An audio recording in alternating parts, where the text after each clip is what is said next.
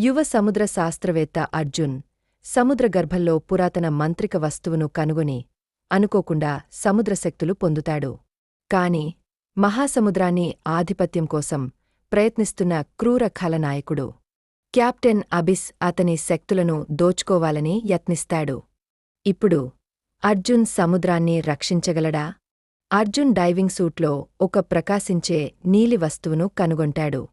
అది తాకిన వెంటనే అతని శరీరమంతా శక్తివంతమైన ప్రకాశంతో నిండిపోతుంది. అర్జున్ మెలకువతో లేచి చూస్తాడు. అతని చేతులు మెరిసిపోతూ ఉంటాయి. పొరపాటున అతను ఒక అలను సృష్టిస్తాడు. అప్పుడు అతనికి నీటిని, సముద్రజీవులను నియంత్రించగల శక్తులున్నాయని తెలుస్తుంది. కెప్టెన్ అబిస్ అరమానవుడు, అరయంత్రం, ఒక హోలోగ్రామ్ ద్వారా అర్జున్ను గమనిస్తూ కోగిలించుకుంటాడు. అతను అర్జున్ శక్తులను లూటీ చేసి మహాసముద్రాన్ని తన ఆధీనంలోకి తెచ్చుకోవాలని పథకం వేసుకుంటాడు. అర్జున్ తన కొత్త శక్తులను పరీక్షిస్తున్నాడు. అలలను పిలుస్తున్నాడు, డాల్ఫిన్లపై సచేస్తున్నాడు, చేపలతో సంభాషిస్తున్నాడు. ఒక తాతమంది తాబేలు అతనికి మార్గనిర్దేశం చేస్తుంది.